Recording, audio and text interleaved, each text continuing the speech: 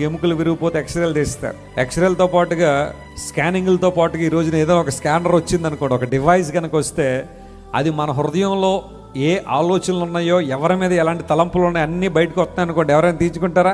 రేపు మీదేనండి అవకాశం అనగానే తెలంగాణలో ఆర్టీసీ బస్సు ఫ్రీ కాబట్టి అందరూ బస్సులోకి వెళ్ళిపోతారు దూరంగా. ఎవరి టర్న్ వచ్చినప్పుడు వాళ్ళ దగ్గరికి ఈసీజీ తీయగానే చెప్పండి, ఈసీజీ గుండె ఎలా కొట్టుకుంటుందో, ఆ వేవ్ ఎలా ఉందో మొత్తం అంతా వస్తూ ఉంటుంది కదా. దాంతోపాటు కింద ఎవరి కోసం కొట్టుకుంటుందో కూడా వచ్చితే ఎలా ఉంటుందండి పరిస్థితి.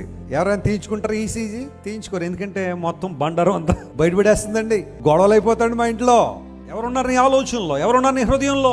బైబిల్ సెలవిస్తా ఉంది, మనల్ని రక్షించినని మనం కంటిపెట్టిన దేవుడే మనకు రక్షణ అనుగ్రహించారు. రక్షణ యేసయ్య తప్ప మరెవరు ఇవ్వలేరు. దేవుని నామమున స్తోత్రం చెప్పండి. హల్లెలూయా. ఆయన ఒక్కడే మన రక్షణకర్త. నీ కోసం నా కోసం శిలువలో మరణించిన దేవుడు కాబట్టి ఆయన అమూల్య రక్తం ద్వారా మనల్ని ఏం చేస్తున్నాడు? ఆయన కడిగి పవిత్రపరుచును. ఎప్పుడైనా అడిగావా, యేసయ్య నన్ను కడగండి అయ్యా, నీ రక్తం